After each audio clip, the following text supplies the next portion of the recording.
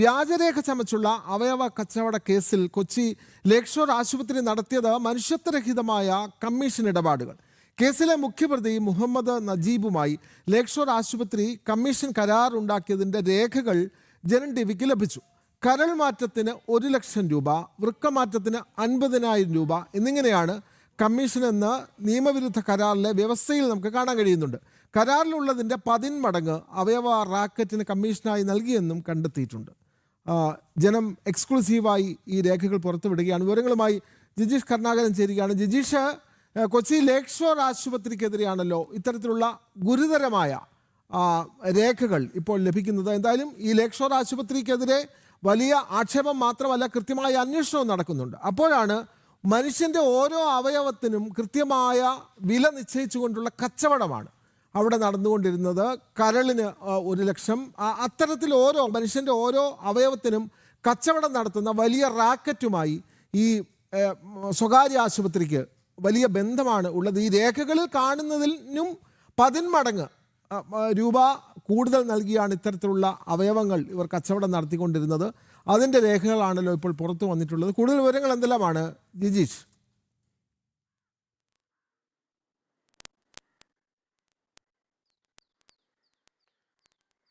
വിനോദ്, രാഖി, നമ്മൾ ആ ഇൻട്രോയിൽ വ്യക്തമാക്കിയതുപോലെ തന്നെ തീർത്തും മനുഷ്യത്വരഹിതമായ ഇടപാടുകൾ തന്നെയാണ് ഇവിടെ നടന്നിരിക്കുന്നത്. കാരണം ആശുപത്രിയിൽ അവയവ കച്ചവടവുമായി ബന്ധപ്പെട്ട്, അല്ലെങ്കിൽ അവയവ ഒരു ബിസിനസ്സായി തന്നെ ഈ അവയവ മാറ്റുന്നത് എങ്ങനെയാണെന്നതാണ് ഈ ലേക്ക് ഷോർ ഇരിക്കുന്ന നമ്മൾ പുറത്തുവിടുന്ന ഈ കരാർ രേഖകൾ തെളിയിക്കുന്നത്. അത് കല്ലട്രാസ് മെഡിക്കൽസ് എന്ന സ്ഥാപനവുമായി, ആ സ്ഥാപനത്തിന്റെ ഒരു പശ്ചാത്തലം കൂടി പരിശോധിക്കുമ്പോൾ കൃത്യമായി തന്നെ ഈ അവയവ ഇടപാടുകൾ എങ്ങനെയാണ്, അവയവ കച്ചവട ഇടപാടുകൾ എങ്ങനെയാണ് നടക്കുന്നത് എന്നത് വളരെ വ്യക്തവുമാകും. കാരണം മുഹമ്മദ് നജീബ് എന്ന അവയവ കച്ചവട കേസിലെ വ്യാജരേഖ ചമച്ചുള്ള അവയവ കച്ചവട കേസിലെ ഏറ്റവും പ്രധാനപ്പെട്ട പ്രതിയായ മുഹമ്മദ് നജീബിന്റെ നേതൃത്വത്തിൽ നടത്തിയിരുന്നതാണ് ഈ കല്ലട്രാസ് ഹെൽത്ത് കെയർ എന്ന സ്ഥാപനം.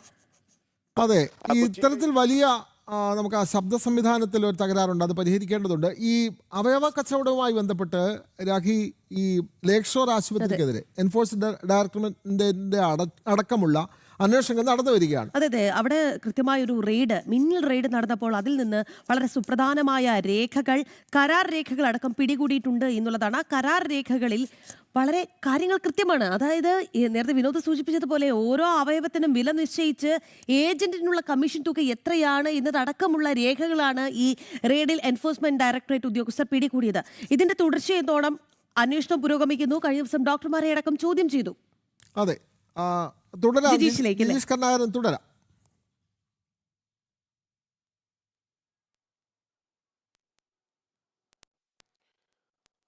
വിനോദ്, രാഖി, നമ്മൾ നേരത്തെ പറഞ്ഞു വന്നതുപോലെ തന്നെ ഒരു സമാനതകളില്ലാത്ത അവയവ കച്ചവട ക്രൂരതയുടെ അതിലേറ്റവും പ്രധാനമെന്ന് പറയുന്നത് സാധാരണ നിലയിൽ രഹസ്യാത്മകമായി ചെയ്യുന്നു എന്നതിനപ്പുറം ഇതിനൊരു കരാറുണ്ടാക്കി പരസ്യമായി രോഗികളെ എത്തിക്കുന്നതിന് വേണ്ടി പണം നൽകാമെന്ന് വിവാദമായ ഒരു സ്ഥാപനത്തോട്, ഈ അവയവ കച്ചവട കേസിൽ ഉൾപ്പെട്ടിട്ടുള്ള കല്ലട്രാസ് മെഡിക്കൽ എന്ന സ്ഥാപനത്തിന് ഉറപ്പ് കൊടുത്തുകൊണ്ട് പരസ്പരമുണ്ടാക്കിയ കരാറിന്റെ പകർപ്പുകൾ തന്നെയാണ് ഈ ഒരു ഘട്ടത്തിൽ നമ്മൾ കാണിക്കുന്നത്. അതിൽ കൃത്യമായി ഒരു രോഗിയെ എത്തിച്ചാൽ, കരൾമാറ്റ ശസ്ത്രക്രിയ ആവശ്യമുള്ള രോഗിയെ എത്തിച്ചാൽ 1 ലക്ഷം രൂപ നൽകാമെന്നും, ഒപ്പം തന്നെ വൃക്കയാണ് മാറ്റിവെക്കേണ്ടതായുള്ള രോഗിയെ എത്തിച്ചു കഴിഞ്ഞാൽ 50,000 രൂപ നൽകാമെന്നുമാണ് കരാർ. എന്നാൽ ഈ കരാറിന്റെ പല മടങ്ങാണ് ഇടപാടുകൾ. സാധാരണ നിലയിൽ ഈ കരാറാണ് എന്നതുകൊണ്ട് തന്നെ കൂടുതൽ പരസ്യമാകാതിരിക്കുന്നതിന് വേണ്ടിയാണ് ഈ ഒരു തുക നിശ്ചയിച്ചത് എങ്കിൽ ഇതിന്റെ പല മടങ്ങ് തുക ആശുപത്രി അധികൃതർ നൽകുന്നുണ്ട്. ഇത്തരത്തിലുള്ള കല്ലട്രാസിനെ പോലുള്ള അവയവ കച്ചവടം, വ്യാജരേഖ ചമച്ചുള്ള അവയവ കച്ചവടങ്ങൾ നടത്തിയിരുന്ന സ്ഥാപനങ്ങൾക്ക് കൃത്യമായി തന്നെ പണം നൽകിയിരുന്നു എന്ന് മാത്രമല്ല, അതിനൊരു കരാറും ഉണ്ടാക്കി. ഇങ്ങനെ രോഗികളെ അവിടെ എത്തിക്കുക, പിന്നീട് ആ രോഗിക്ക് ശസ്ത്രക്രിയ, ഒരുപക്ഷെ അവയവമാറ്റ ശസ്ത്രക്രിയ ആവശ്യമുള്ള രോഗികളാണോ ഈ ശസ്ത്രക്രിയക്ക് പൂർണ്ണമായും വിധേയരാകുന്നത് എന്നത് വരെ വലിയ സംശയങ്ങൾ ഇടയാക്കുന്ന കാര്യങ്ങളാണ്. പലപ്പോഴും ആശുപത്രിയെ സംബന്ധിച്ചിടത്തോളം മുന്നിലുള്ള വൻ ലാഭം മാത്രം ലക്ഷ്യമാക്കി അവയവമാറ്റ ശസ്ത്രക്രിയ പല രോഗികൾക്കും നിർദ്ദേശിക്കുന്നു എന്നത് തന്നെയാണ് ഇത്തരം കാര്യങ്ങൾ പുറത്തു വരുമ്പോൾ മനസ്സിലാക്കാൻ കഴിയുന്ന ഒരു കാര്യമെന്ന് പറയുന്നത്. മാത്രമല്ല, ഈ ശസ്ത്രക്രിയക്ക് വലിയ തുകയാണ് ആശുപത്രികൾ ഈടാക്കിയിരുന്നത്. അതിലൊരു ചെറിയ പങ്ക് മാത്രമാണ് ഈ കല്ലട്രാസ് പോലുള്ള സ്ഥാപനങ്ങൾക്ക് നൽകിയിരുന്നത്, മുഹമ്മദ് നജീബിനെ പോലുള്ള ആളുകളുടെ കൈവശം എത്തിയിരുന്നത്, അത് വലിയ തുകയും എത്തിയിരുന്നത് ആശുപത്രി മാനേജ്മെന്റിന്റെ കൈവശമാണ്. അവരാണ് ഈ പണമെല്ലാം തന്നെ കൈകാര്യം ചെയ്തിരുന്നത്. ലക്ഷക്കണക്കിന് രൂപ ഒരു സർജറിയിലൂടെ മാത്രം, അത് കരൾ മാറ്റിവെക്കൽ ശസ്ത്രക്രിയയാണെങ്കിലും വൃക്ക മാറ്റിവെക്കൽ ശസ്ത്രക്രിയയാണെങ്കിലും എല്ലാം തന്നെ ആശുപത്രിയുടെ കൈവശം എത്തുന്നു.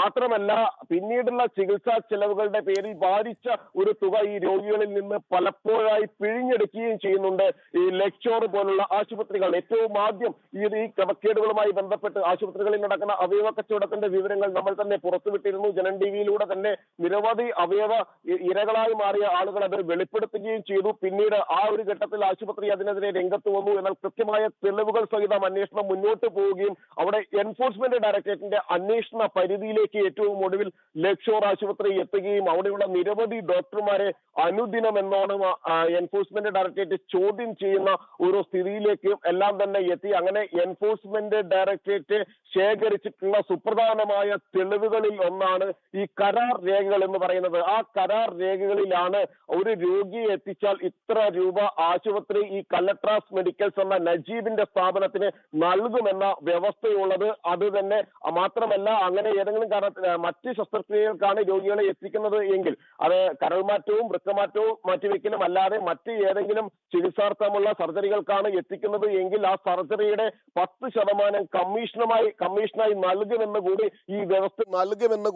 ഈ വ്യവസ്ഥയിൽ കൃത്യമായി തന്നെ നമ്മൾ കാണിക്കുന്ന ആ പേപ്പറിൽ, ആ കരാർ രേഖയിൽ സൂചിപ്പിക്കുകയും ചെയ്യുന്നുണ്ട്. കല്ലട്രാസ് മെഡിക്കൽസിന് വേണ്ടി ഡയറക്ടർ എന്ന പേരിലാണ് സൈൻ ചെയ്തിരിക്കുന്നത്. സ്വാഭാവികമായും അത് മുഹമ്മദ് നജീബ് തന്നെ ആയിരിക്കണം അത്തരത്തിലുള്ള ഒരു ഒരു കരാറിൽ ഒപ്പുവെച്ചിരിക്കുന്നത്. ആശുപത്രിക്ക് വേണ്ടി AGM എന്ന രീതിയിലാണ് ഈ ഒരു പുറത്തു വന്നിരിക്കുന്ന പേപ്പറിൽ വളരെ കൃത്യമായി തന്നെ പറയുന്നത്. അങ്ങനെ രോഗികളെ കൈമാറുന്നതിന് വേണ്ടി ഫെസിലിറ്റേറ്റർ എന്ന ഒരു ഓമന പേരാണ് ഈ ആളുകൾക്ക് നൽകിയിരുന്നത്. ഈ നജീബിനെ പോലുള്ള ഏജന്റുമാർക്ക്, അവയവ കച്ചവടത്തിന്റെ മറവിൽ ഇടപാടുകൾ നടത്തിയിരുന്ന ഏജന്റുമാർക്ക് നൽകിയിരുന്ന ഒരു ഓമന പേരെന്ന് പറയുന്നത് ഫെസിലിറ്റേറ്റർ എന്നാണ്. ആ ഫെസിലിറ്റേറ്റർ എന്ന പേര് നൽകിക്കൊണ്ട്, ആ പദവി നൽകിക്കൊണ്ട് അതിൻ്റെ പേരിലാണ് ഇത്തരത്തിലുള്ള കരാറുകൾ കൈമാറ്റം ചെയ്യപ്പെട്ടിരിക്കുന്നത്. അങ്ങനെ വലിയ തോതിലുള്ള അവയവ കച്ചവടത്തിനും വ്യാജരേഖ ചമച്ചുള്ള അവയവ കച്ചവടത്തിനും ഈ സ്വകാര്യ ആശുപത്രികൾ കൂട്ടുനിൽക്കുന്നു എന്നതിൻ്റെ ഏറ്റവും ഒടുവിലത്തെ ദൃഷ്ടാന്തം തന്നെയാണ് ഈ രേഖകൾ. മാത്രമല്ല ഈ ആശുപത്രികളുടെ എല്ലാം പരിസരം എന്ന് പറയുന്നത് ഏജന്റുമാരുടെ ഒരു കേന്ദ്രമാണ്. ഒരു രോഗി അവിടെ വളരെ വ്യക്തമാണ് ജിജീഷ് അല്ലേ?